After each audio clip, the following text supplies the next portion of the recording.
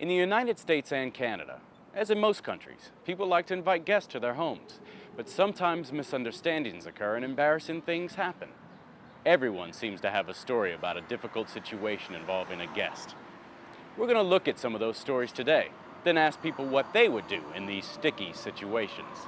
Let's take a look. I was invited to a party, and I arrived an hour early. I thought it would take me longer to get there.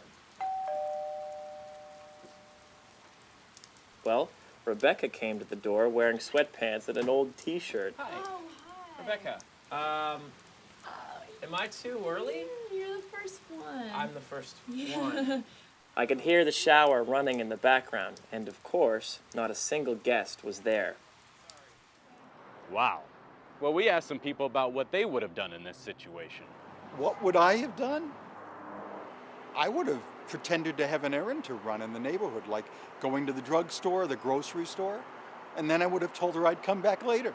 If I were him, I would have apologized and then offered to help with things like setting the table. You wouldn't have left? No, I don't think so. And what if the situation were reversed? What would you have done if you were the host and a guest arrived early?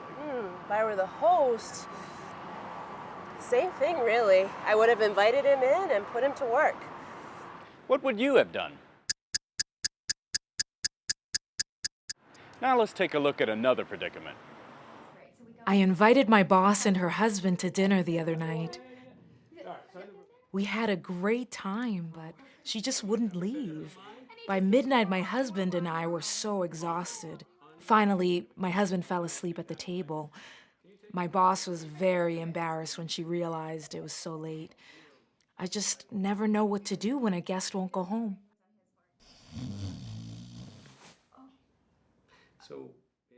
What should the host have done? Let's get some opinions. I don't care if she is my boss. I think I would have reminded her how late it was. I wouldn't have done anything, except pretend I wasn't tired. After all, she's your boss. I'm not sure, but I think I might have lied and told her I had to wake up early in the morning. Then I would have thought of some reason. What would you have done? Let's take a look at one last situation. My new neighbor invited me over for lunch. I was a good guest. I came on time, I left on time, I even brought a loaf of bread. It's a good thing, too, because I couldn't eat anything else. You see, the host served seafood, and I hate seafood. I'm not allergic to it, but I really can't stand it.